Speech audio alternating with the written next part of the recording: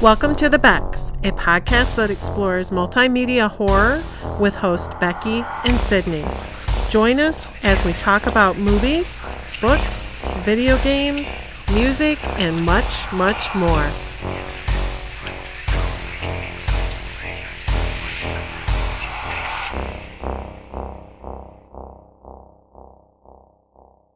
Thank you so much for joining us. My name is Sydney Rebecca.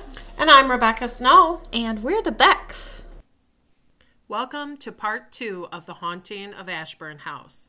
We hope you enjoyed this episode as much as you did the first.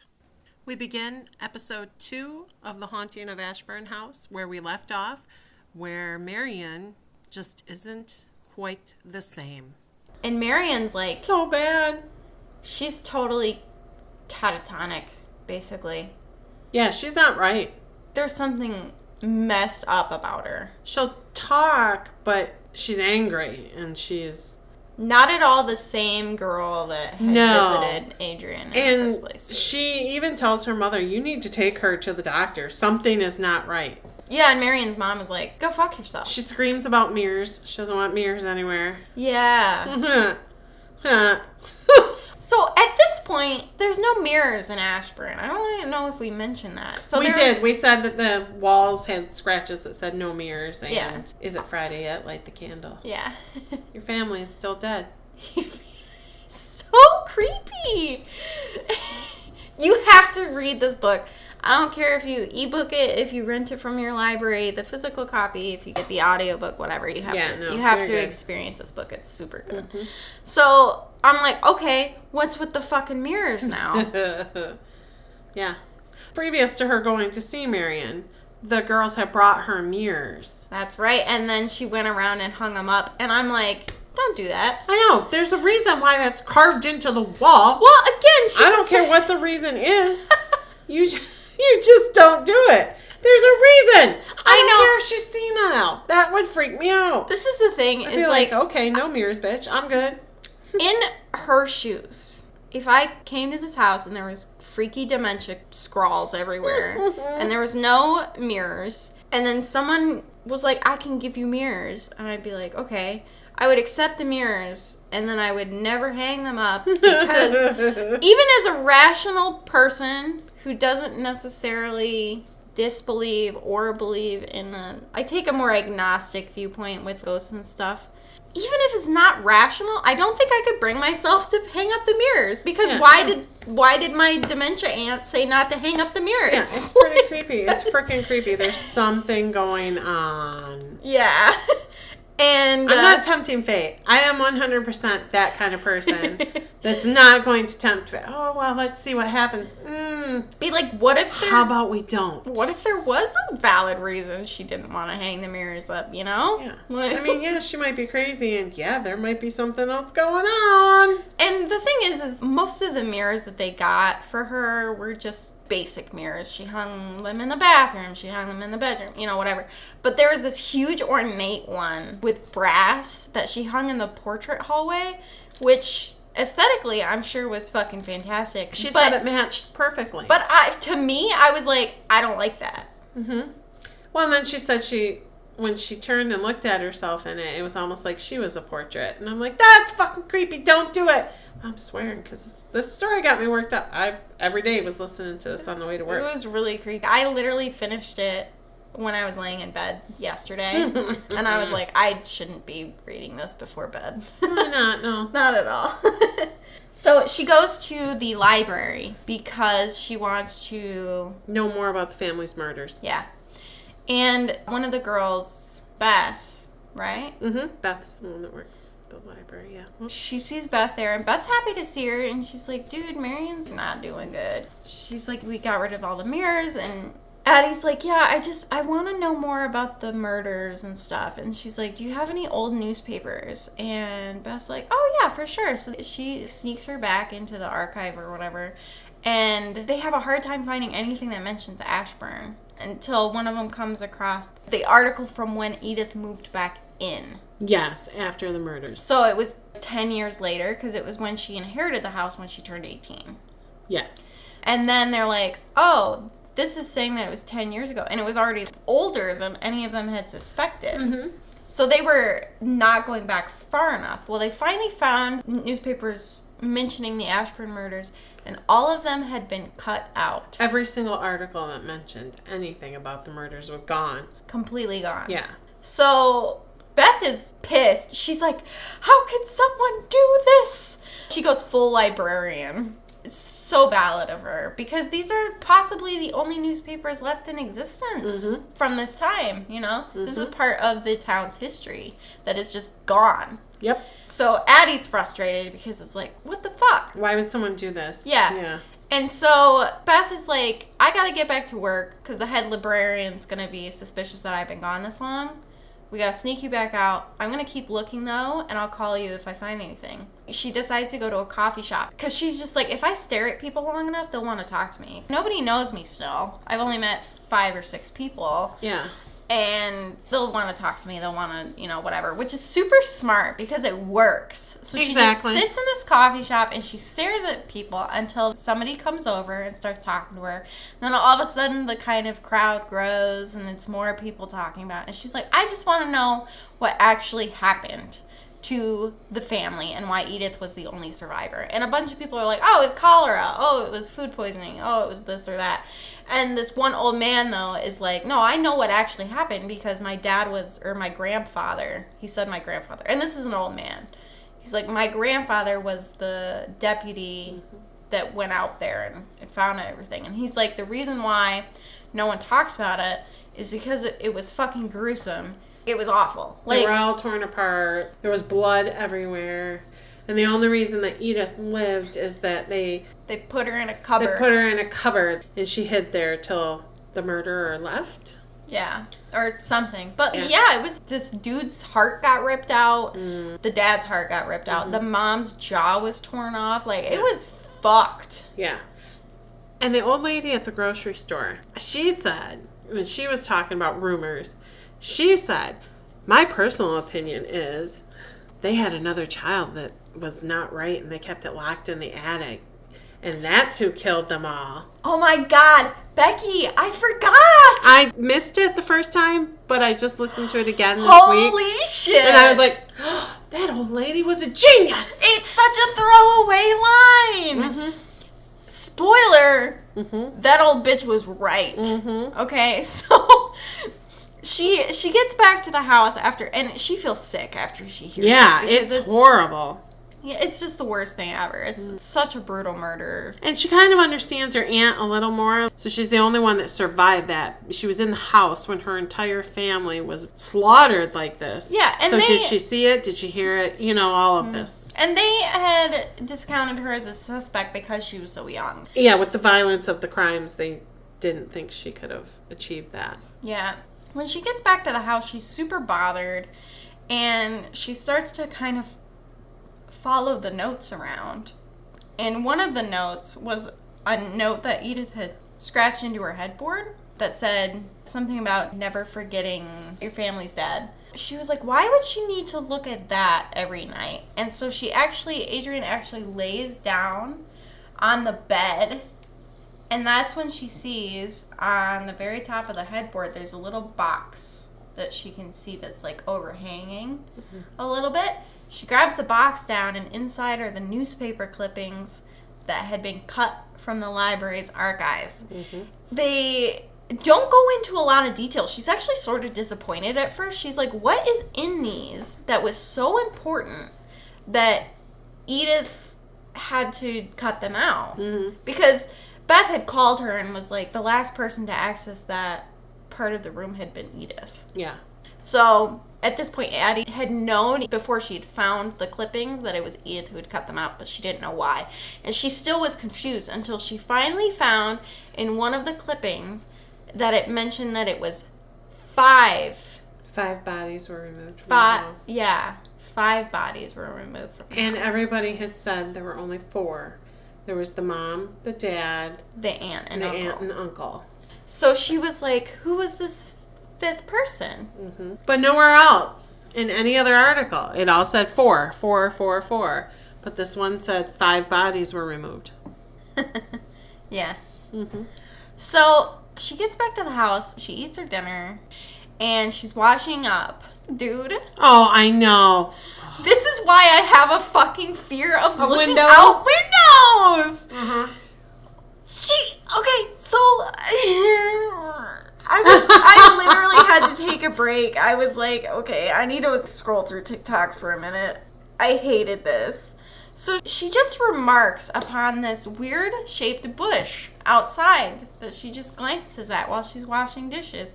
She's like, it kind of looks like a scrunched up old woman. Mm-hmm. And then she goes about her business. And then the bush is gone. And then she comes back and it's gone. It's just gone. It's not there. Where are you going to go? You're going to go outside where the old lady bush disappeared? It moved? It's not there? Yeah. Oh. She's pretty much sure it's not a prank at this point anymore, you know? Yeah, it's not kids. Something is not right.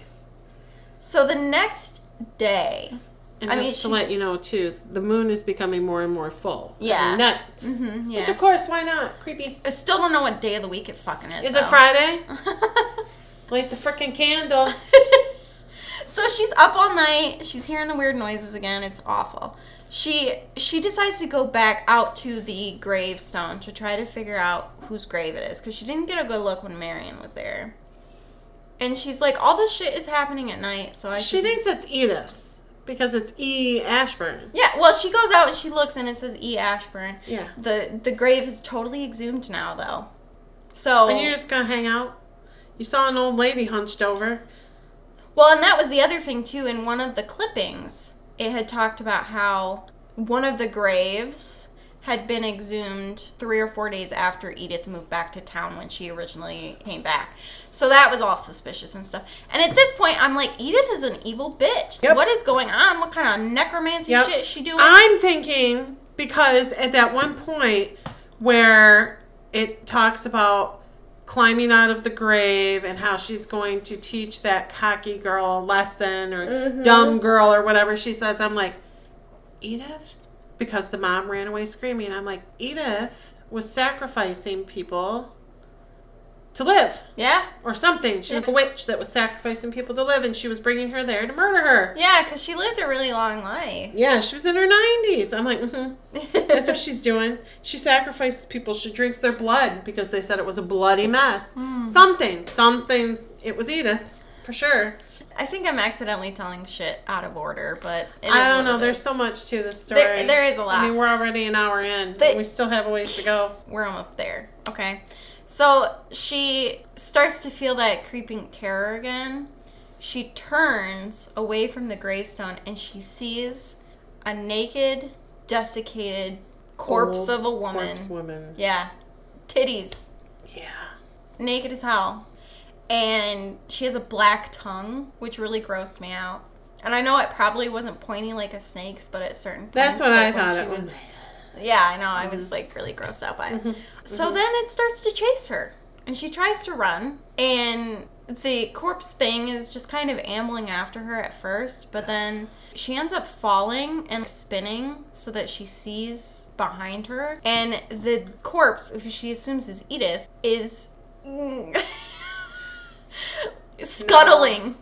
Yes. And she's saying to herself, too slow, you weren't fast enough. Ah! Yeah. And then she feels this horrible pain. Yeah, she almost gets to the house and she feels this horrible pain and she's fucking latched. This bitch is latched on to her ankle. Her rotten teeth and black tongue slabbering all over her ankle. Yeah. She like sinks her teeth into her ankle. Mace. That was the other thing she bought. I forgot. Yes, she had bought mace. It was something expensive. I couldn't remember what it was. So it was like a $35 mace thing, which, damn. I think it's because they're in England. Because I can get mace at Walmart for like $15. Yeah. So, why is it so expensive? Damn. Anyway, so she's trying to fight this evil zombie witch off of her. But she's super strong, supernaturally strong. And she sprays her with mace, which shocks her, but obviously it doesn't hurt her because she's dead. And so she says, Edith, please. And that's when which is super sad, by the way. I was like, this is upsetting and horrible. That throws the corpse off. Adrian's able to kick at her, and she makes it inside. But the corpse says, Edith's name. She says Edith, and then she says weep for Edith. Yes. And then Adrian's able to get the door closed, and she locks the door, and then she hears that clacking noise, and she realizes the noises that she's been hearing have been the bones! The bones! Of the corpse. Clacking together, because she doesn't have any flesh left, and she just methodically works her way around the house, trying to find a way in. Back and forth, and back and forth, All and night. around and around. All night. You imagine sitting in that house hearing that? This is one of the first times Adrian sees Edith, the full woman, not the corpse, in the mirrors. Mm-hmm. And that freaks her the fuck out, too. One minute. No. Yeah, I'm dead. I had a heart attack and died. It's all over after that bitch bit me. I'm really swearing a lot tonight. You so are. sorry. Well, it's scary. It is super scary. scary. So she's up all night again. Bitch is not getting any sleep. It's horrible. The power goes out again, too, so she's cold. And she cobbles together a walking stick using a broom. She wants her flashlight back because she's like, I can't see. Yeah. You know, I need to be able to see. Mm-hmm. To defend myself. Get away from her. Yeah. And she isn't hearing the clacking noises anymore. So she goes outside. The flashlight is right beneath the porch, basically. So it's really close to the house. She's like, it's fine. She's never been out in the daylight before. So she goes out there. She picks up the flashlight. And she kind of dithers for a second because she's like, it's just around the corner. If I just go around the corner, I can go to the fuse box and I can turn the lights back on. And she had left the door open, by the way, because she wanted to be able to run back inside really quick. No. She turns to go do exactly that. She turns to go to the fuse box, and the corpse is on the roof waiting for her. It's crouched, waiting for her. In the broad-ass daylight. So she's like, fuck. It wasn't the daylight at all. No. So she tries to. She makes bad. She makes a break for it. This is the fucking descriptions in this book. By the way, this is again. This is why you have to. In the book, it's described that the corpse leaps off the roof, and it's tall, so she collapses in on herself when she lands. She's crushed by gravity or whatever, and she's rotten too, so that makes it easier. And Adrian's like, "Oh, it's fine. She's dead, right?" No. She just clacks back up. Yeah. And juicily, too, because she's half desiccated corpse, right? So it's disgusting. And just chases after Adrian. And she's fast for a corpse, like super fast. Yeah. It's crazy. She gets an arm in the door, and Adrian's slamming until the corpse pulls her arm back. And Adrian's able to close and lock the door. And Adrian's like, I'm fucked. I have no way to escape. She can be out in the daylight now. Maybe she always could. I have no phone, no power, no food. Because when the corpse had chased her back to the house, she dropped her groceries that she had had. And she's like, there's nothing I can do. She realizes if I find a bunch of plastic or rubber stuff, I can burn stuff in the fireplace and create like a smoke signal. Because rubber burns black and it's really smelly and stuff.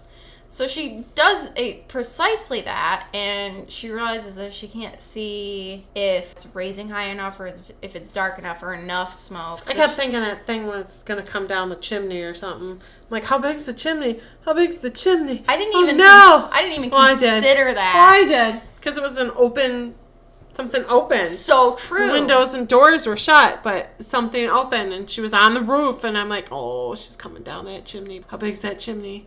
Please don't be a big one. I was scared. Oh my God, you're right. I never even thought of that.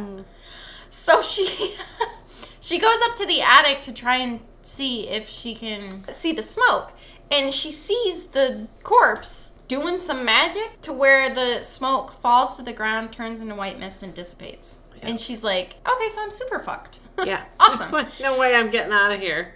Which, the more she passes by the portraits in the hallway, they start to morph. At first, it's just terrified expressions, and then it's how they died. Yeah, it's showing the massacre scenes. The jaw missing and the heart being ripped out and all that stuff. And it's really grotesque and horrible. And at this point, Addie remembers one of the clippings had mentioned that they had found Edith in the basement. And she's like, this place doesn't have a basement.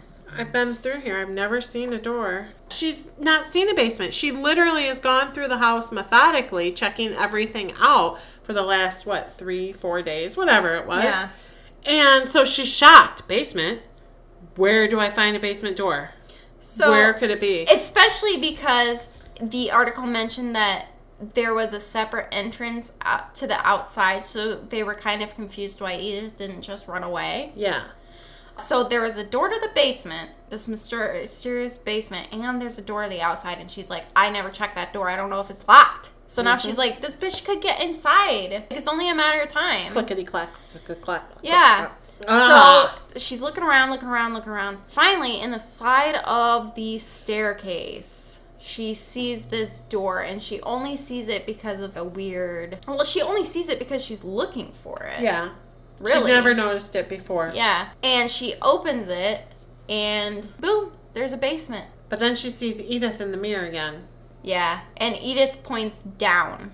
And Adrian's like, what? What the fuck? And that's when Wolfgang goes in the basement. Goes into the basement. Which that had to be terrifying for her. Well, this is where her resolve totally hardened, and I so respect this. Because at the time, I mean, she was worried about Wolfgang, but it was kind of peripheral to her own danger. Yeah. She was like, I'm gonna die, and he's just gonna starve to death. But now my cat is in danger. This is not cool. Yeah. I'm going to save my kitty cat. She's like, that's it, bitch. Now this shit is on. Yeah, like, keep in mind, she's still terrified. But she has to save her cat. She's not going to let anything... She would have starved and made sure the cat was fed. That's her. That's her. There's even this part where she is reminiscing again about how she found Wolfgang, which was it was super emotional. Yeah. And she was like, that little thing that was just half starved, and she's like, I was kind of tearing up when I was reading it. I'm like, yeah, you gotta save your cat, girl. Which I do want to mention when I was reading this part, especially because Wolfgang attacks the corpse lady and the corpse lady almost hurts him, I was sweating, and I was like, there is no way that Lauren and Becky read this and wouldn't have warned me if something bad happened to the cat. That was my only comfort. Because I'm like, no, they would have told me if he died. But I was still biting my nails at this part. Yeah. So she gets into the basement, and fucking the corpse is already in the basement. And Wolfgang comes out of nowhere and attacks her. Because the corpse is attacking Addie. Yeah. And Wolfgang protects her. Yeah. And he just lays right into her slimy, rotting corpse back. Yeah. Doesn't he rip her scalp off with his talons or something like that? Yeah, like he comes right at her. He rips the hell out of her. Gruesome. And obviously, Corpse is pissed that this is happening. And so she's able to dive back out of the... Or no. So what happens before the corpse appears is she finds a letter on the floor. And this is when the big reveal happens. Yeah, so the letter is on the floor in the basement. And it's because right above is the sitting room, because the floorboards are old. So they have gaps. So they have some gaps. And Addie realizes that it must have slipped off the table or something. The side table and fallen in between the slats, the boards. Because she did think it was weird that Edith had only left her the one note. Yeah. About the bedroom. Kind of just like, hey, I hope you enjoy your bedroom. Mm-hmm. You know, whatever. And nothing else, right? And so she opens it and reads it. And it's Edith, kind, gentle old Edith, telling Addie about how, hey, sorry, I kind of saddled you with this awful thing, but it's our responsibility to take care of this. So from the first moment I met you when your mother brought you here, I knew for sure that you'd be the one to replace me. Yeah. It's... it's a story. So, in the letter, Edith talks about how she had a twin sister, and that she was born twisted. There was just something wrong with her, and she had no empathy for anyone. She would hurt animals, and she would hurt Edith, and it got to be so bad she almost drowned a kid. So it got so bad that the dad decided that she couldn't leave the house anymore. She could only come out for a certain amount of time and had to be back in her room. She was always locked. Yeah. Had to be locked in. Locked away. But she developed some kind of gifts. Yeah, she had some powers. Edith described it like if she wanted something, she could make it so. Yeah. So she was just really dangerous. And one day, Edith's mother forgot to lock Eleanor in, and that's when the massacre happened. She killed them all. Yeah. Except Edith. Except Edith. Because she was able to hide. Edith actually had developed her own powers. Yeah. Not as strong as her sisters, but she was able to overpower Eleanor and kill her. Yeah. Eleanor was super superstitious, so she could make things be how she wanted to, but there was always drawback. She felt that she had a weakness to fire, and that moonlight made her stronger. Yes. And she was scared of her spirit getting trapped in mirrors. Yes. And all this different stuff.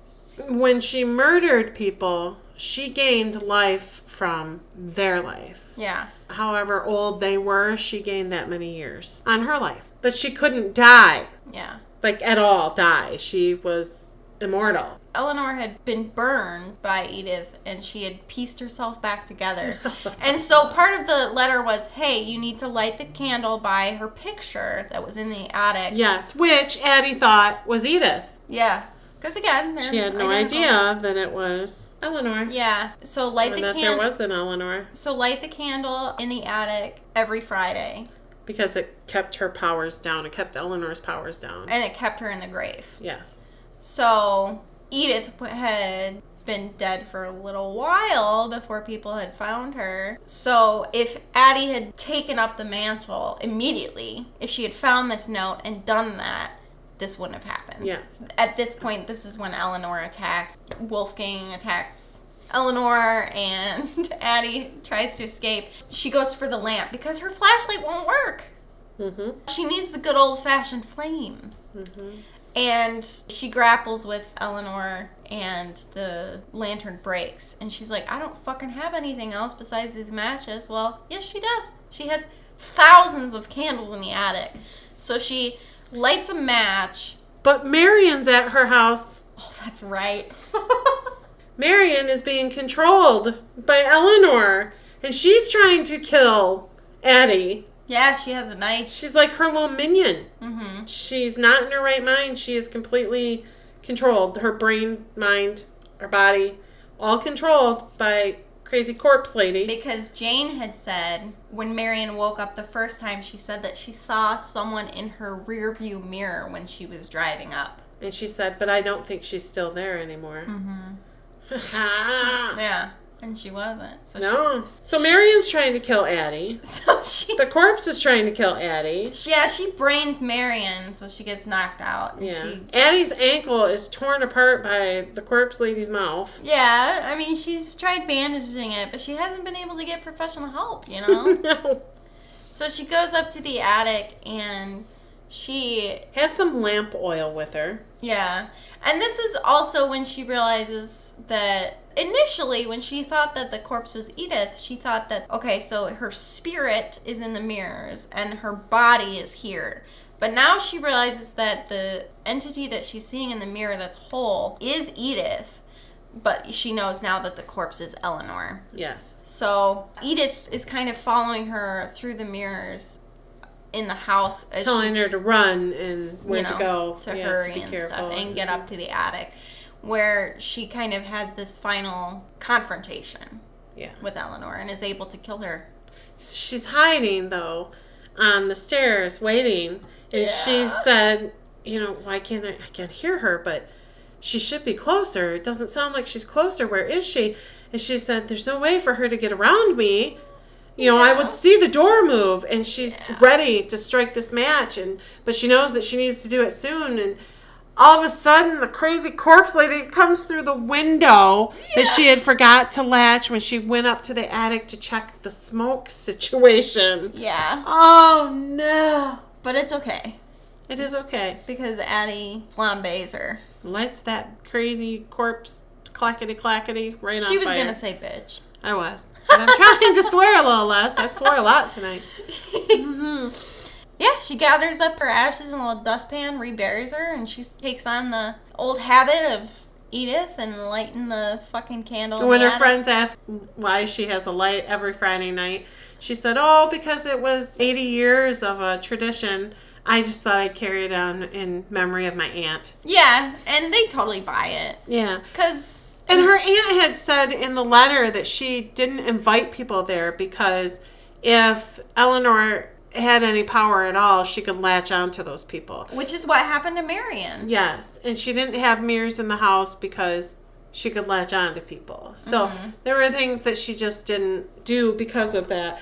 But Addie decided to have friends over and do things, and apparently she was going to control things a little more. Yeah, she was going to live her life. Damn it. Yeah, and she had it figured out how many years she would have to keep lighting the candle in order for Eleanor's life to actually end from the lives that she stole. Because, again, Edith was doing it for okay, so she was 18 when she started, and she died in her 90s. So 78 years or whatever. Yeah. More than that. And then Addie's 20, so she might be old. She was finally able to stop, but yeah, it would stop with Addie, though.